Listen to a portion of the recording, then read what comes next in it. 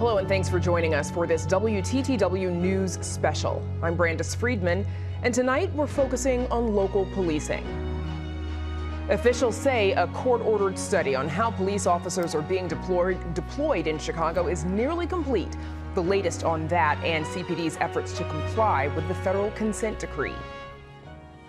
Plus, how local law enforcement is responding to the ramped-up presence of federal agents in the city and the possibility of National Guard troops being deployed to Chicago streets.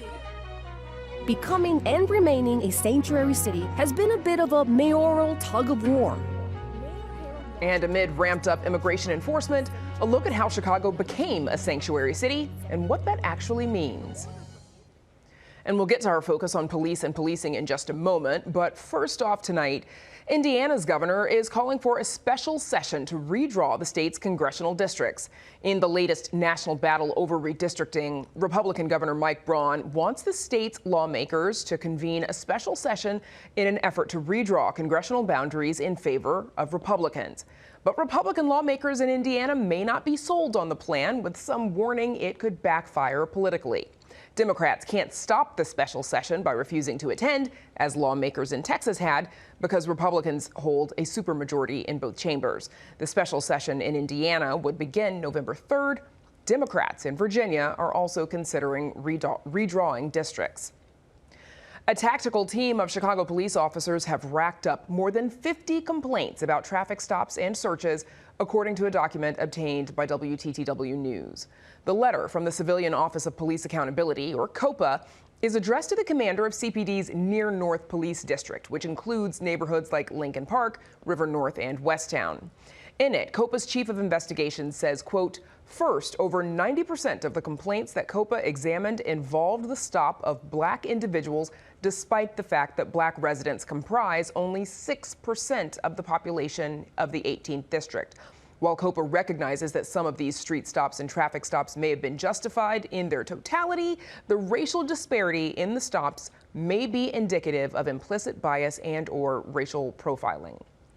The police department says 4 of the tactical team officers named in the letter have been stripped of their police powers. And to learn more about the legal impact of this letter, please visit our website. Candidates for public office were up early this morning, filing petitions to snag the coveted first spot on the ballot in their respective races. And voters may see a lengthy ballot for the March 17th primary. We have a very unique amount of interest in so many different positions. If you look at the ballot composition, whether they're filing in Springfield today, whether they're filing here, or whether they're filing in other counties, you have a number of U.S. Congress seats that are up, and it's just going to draw a lot of attention. We've got a U.S. Senate race that's going to be highly contested. In Springfield, candidates for statewide election like Congress and the governor's race lined up to submit the required petitions. And at the Cook County Clerk's office, candidates submitted for races like president of the Cook County Board, as well as sheriff, treasurer, and other offices. Folks who submitted today will enter a lottery to be first on the ballot. The deadline for submissions is 5 p.m. November 3rd. After that, the age-old process of challenging petitions. Up next, the latest on how the Chicago Police Department is progressing on compliance with a federal reform order right after this. WTTW News coverage of policing and police reform is supported by the Joyce Foundation.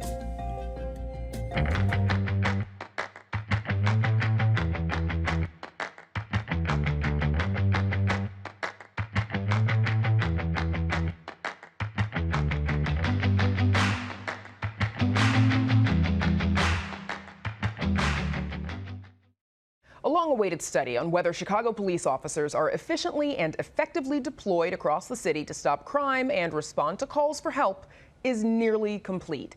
It is part of Chicago's ongoing efforts to comply with the federal court order known as the consent decree that requires the Chicago Police Department to change the way it trains, supervises, and disciplines officers.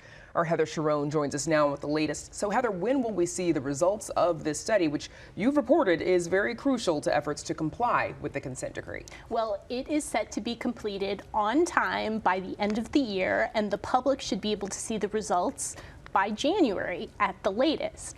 Now, city officials and police leaders are hopeful that this study is going to give them a roadmap to fulfill one of the central requirements of the consent decree, which requires officers to not only work with members of neighborhoods to fight and prevent crime, but also ensure that officers routinely patrol the same part of the city and report to the same supervisors on a consistent basis. That will go a long way towards fulfilling the hundreds of requirements of the consent decree. And there are many. So during a recent meeting, Chicago Police Superintendent Larry Snelling, he said the study will help determine whether Chicagoans are, quote, getting enough bang for their buck. What did he mean? Well, the Chicago Police Department's budget is set to swell to $2.1 billion in 2026. And to put that in context, that is a full third of every discretionary dollar that the City Council has at its disposal. Now, Mayor Brandon Johnson has said that CPD must transform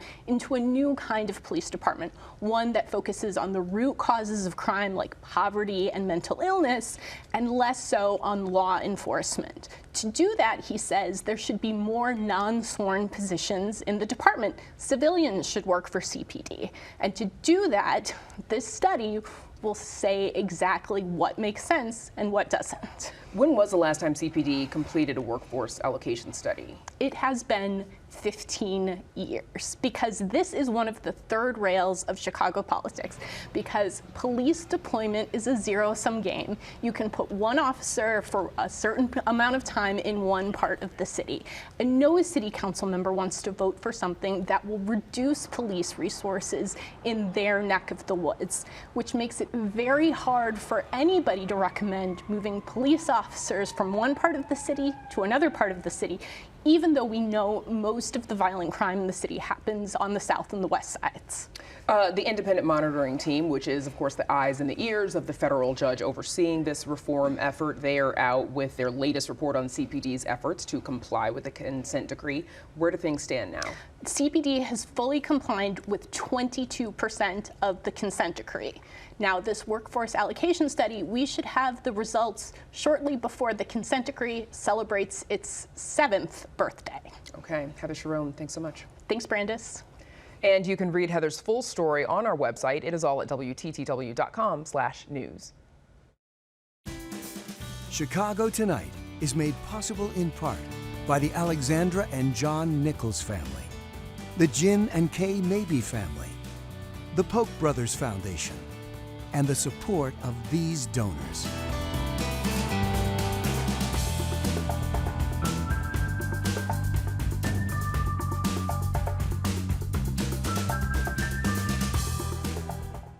The Trump administration's aggressive immigration enforcement in the city is sparking a number of legal battles.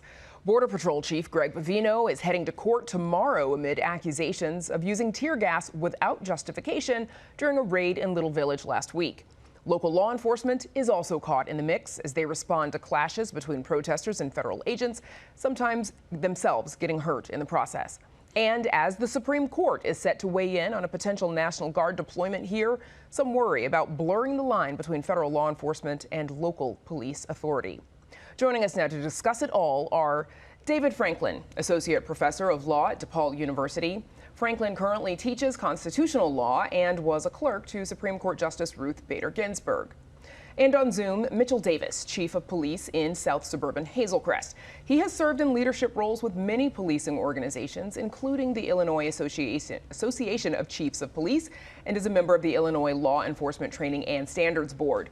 We also invited representatives of the Illinois State Police, Cook County Sheriff, and the Chicago Police Department to join us, but they've all declined. Gentlemen, I thank the two of you for joining us. Chief Mitchell, starting with you. So we've seen federal agents deploying tear gas on people protesting raids. Some Chicago police officers have also been exposed, like in that ICE raid that happened down the East Side neighborhood earlier this month. What do you make of some of the tactics and the operations and how they've escalated?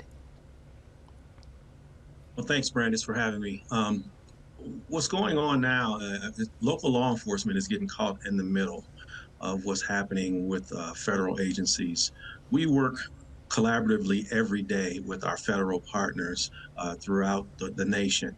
And with the ICE enforcement that's going on now, those are federal issues, and we don't have any jurisdiction over those issues, but we're also responsible for not allowing for federal agents to be harmed by anyone, no matter how we might feel about it. So the Chicago police officers that you saw being tear gassed along with the demonstrators is an example of almost the worst case scenario, putting us in the middle of something that we have no jurisdiction over. We're not initiating anything, we're not participating, but at the same time, we get dragged into a fight that we didn't start.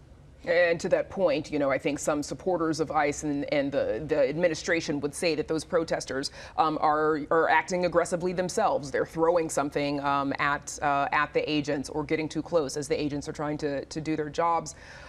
Do local police, do they have any authority or jurisdiction to challenge any of these federal operations? No, ma'am, we do not. These are, once again, immigration is not a state issue, it's a federal issue, and they are carrying out what they've been instructed to do.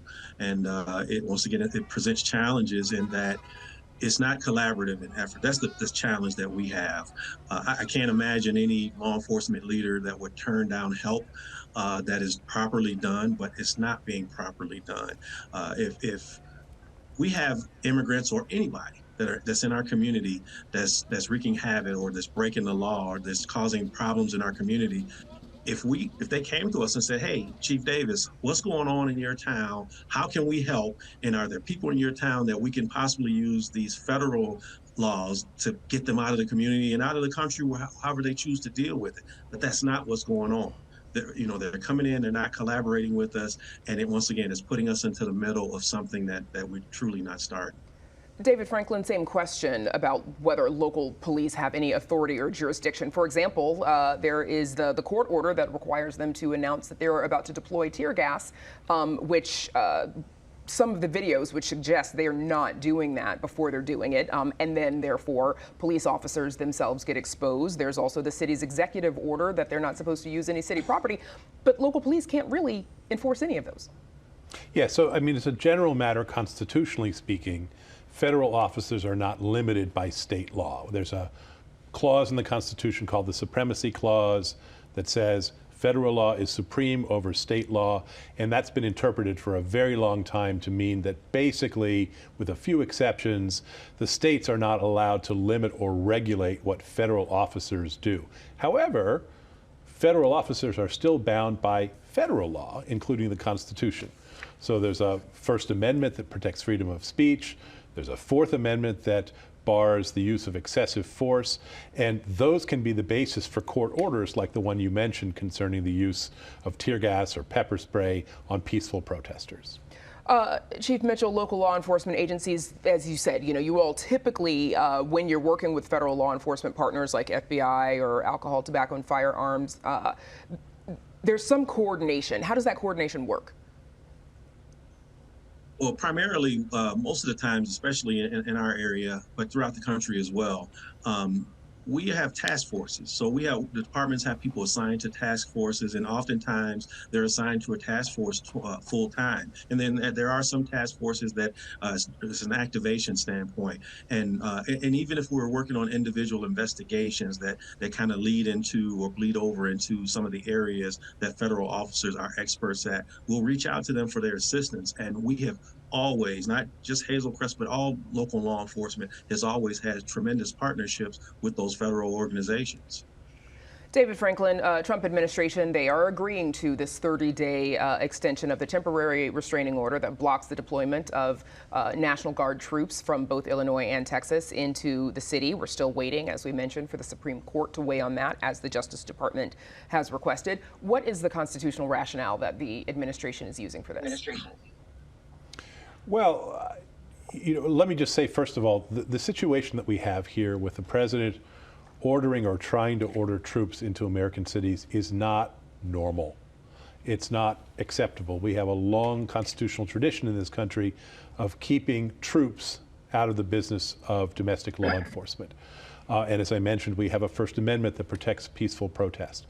So the legal rationale, such as it is that there are federal statutes that authorize the president to call up and federalize state National Guards. But he has to meet certain factual thresholds before he can do that. So the president has to show, for example, that he is incapable of enforcing federal law without the presence of the National Guard. And what the district judge here in Chicago held, and what the Seventh Circuit Court of Appeals affirmed, including a Trump-appointed judge and a George H.W. Bush-appointed judge, was that the president simply had not met that factual predicate. There is not a situation right now in Chicago that renders the federal officials, unable or incapable of enforcing federal law. But as this, what we're seeing in the streets continues to sort of escalate, could the administration not make the case to the Supreme Court? I mean, I doubt there will be a hearing, but in their documentation and their arguments, could the Supreme Court not look at this situation and say, actually, this is difficult for federal agents to enforce?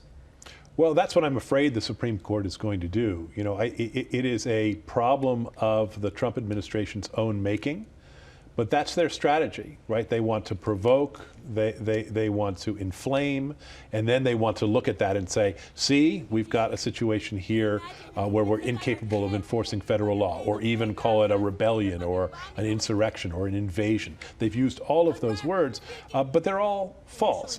But I'm afraid that the Supreme Court, the very same Supreme Court that gave President Trump effectively total immunity from criminal prosecution, might well give him a blank check, total deference to his factual findings as the predicate for bringing in the National Guard in a situation like this. Chief Mitchell, what are some of the concerns with having, go ahead, with having National Guard troops on the ground?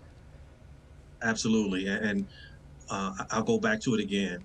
If initially we're not sure. I know that the attorney just mentioned one means, but initially it was said that we're bringing National Guard in to get rid of crime, to help with crime.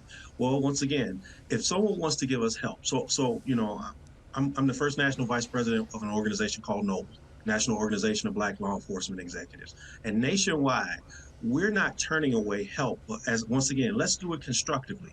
If you come into somebody's town, first of all, National Guard, they're not police officers. Now, they're not law enforcement trained, but if they could help us in some way, let's collaborate and do that. Hey, where do you have problem areas? Where could we use some extra bodies? And we could tell them strategically, this is where we need the assistance and this is how it can most effectively be done. Don't just send folks in without having a plan, and that puts us now behind the 8 ball where we are not collaborating and we're not most effectively using the help that's being provided us by the federal government. Chief, as we're looking at some of this video, right, like we're talking about the Illinois State Police, for example, are assisting in Broadview, but just region-wide, you've got multiple law enforcement agencies at work here. It's State Police, Cook County Sheriff, Municipal Police, so you've got CPD in the suburbs, you've got Municipal Police there, and then you've got the deployment of all these federal agencies with or without coordination with folks on the ground. Could there be a case of too many cooks in the kitchen? There absolutely could be. Let's not also forget the disruption that happens with the community trust. In local law enforcement, we work hard. We have enough challenges, but we've worked so hard to build trust within our communities. And now you have people who are coming in, they're masked, they're coming in, and oftentimes they're not identifiable as a person or agency, and they come in and they disrupt things, and then they leave us to deal with the aftermath. And our national president for NOBLE has mentioned in the past that communities of color had to deal with this some time ago, but instead of coming in with masks on, they came with white hoods on. And they came in taking people. And now it's happening in a new era, and we've got to be cautious about what we're doing. David Franklin, we've got multiple jurisdictions happening here. Same question to you, sort of, what sort of complications are we talking about when trying to go about, a federal deployment the way the president is attempting? Well, I think it's clear that the president doesn't really care about law enforcement. He is switching his rationale from immigration to crime control, back to immigration, as the needs of the news cycle suit him. But this is a president who is a 34-time convicted felon. who doesn't seem to care about the criminal laws that are being violated by, for example, the protesters on January 6th, who he gave blanket pardons to, right? So he's perfectly content to pardon protesters who attack police. And I'm sure if it came to it, he would give pardons to police who attack protesters if the protesters opposed him. So yes, I think the situation where you have multiple jurisdictions on the ground is a situation of chaos that's been brought to us because of the Trump administration's policy, not in spite of it. Well, and the Trump administration, in a press release today from Department of Homeland Security, they're making the case that they have removed more than 500,000 immigrants. They're referring to them as illegal aliens, and we heard how upset Mayor Johnson got over the use of that term over the weekend. But some 527,000 deportations, including another 1.5 million people who have voluntarily self-deported. So the Trump administration is making the case that what they're doing is working and meeting the president's mandate. Governor Pritzker, and we've got 30 seconds, he has created a commission to document what he says are all of these abuses by federal immigration agents. Could this actually be useful in the future? Oh, absolutely. I think if people are making videos, if people are pulling out their phones and documenting what's going on, all of that can be used as evidence in court and in the court of public opinion to really try to rally people around the notion that this is un-American, it's not normal, and it's not acceptable. Okay, that's where we'll have to leave it. History still in the making, of course. David Franklin and Chief Mitchell Davis, thanks to you both for joining us. Thank you. Thank you.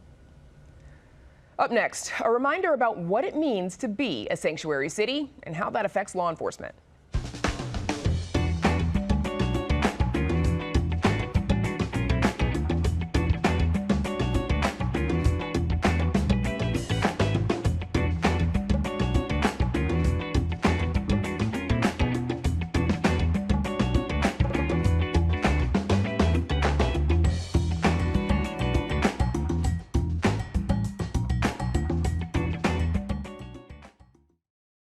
As the federal Operation Midway Blitz continues, the conflict between local laws and federal priorities have been front and center.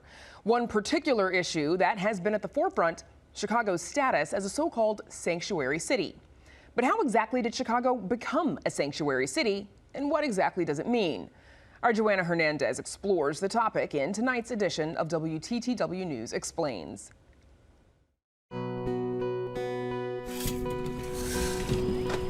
For 4 decades, Chicago has held the designation of a sanctuary city.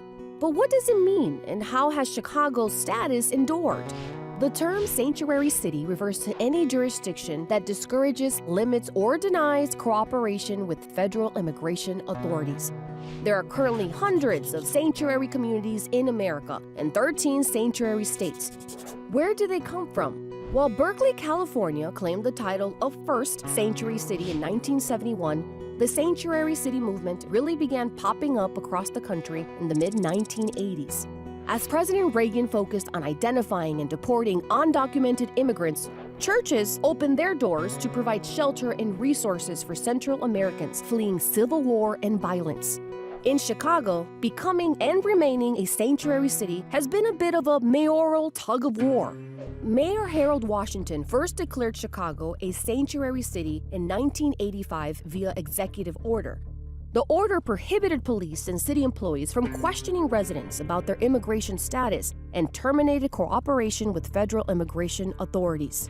Some argued the policy shielded convicted criminals from deportation, and in the 1990s, Mayor Richard M. Daley interpreted the policy to allow city officials to provide immigration information to the feds if the subjects were involved in serious crimes. Chicago's sanctuary policies went from executive order to a strong law with the 2006 Welcoming City Ordinance. In 2012, Mayor Rahm Emanuel and the City Council weakened the law, allowing police to work with federal officials in limited cases. Upon election in 2016, President Donald Trump threatened sanctuary cities with the loss of federal dollars. Nevertheless, the Chicago City Council voted to reaffirm the ordinance. Under Mayor Lori Lightfoot, an expanded welcoming ordinance closed the loopholes opened by Daley and Emanuel, banning all police cooperation with federal immigration authorities. As Chicago enters its 40th year as a sanctuary city, Mayor Brandon Johnson has reaffirmed Chicago's commitment, and today, thousands of refugees and undocumented immigrants have found a safe haven in Chicago. A point of pride for those who believe offering sanctuary is a matter of human rights, and a point of consternation for those who see it as a hurdle for law enforcement.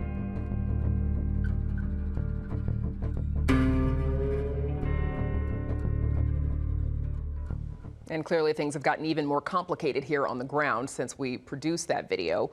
You can find the rest of our Emmy award-winning WTTW News Explains series on our website. And that is our show for this Monday night. Be sure to sign up for our free email newsletters, The Daily Chicagoan and Urban Nature at WTTW.com/newsletter. And join us tomorrow night at 5:30 and 10. Religious leaders from different faiths come together to talk about the issue of immigration enforcement. Now, for all of us here at Chicago Tonight, I'm Brandis Friedman. Thank you for watching. Stay healthy and safe, and have a good night.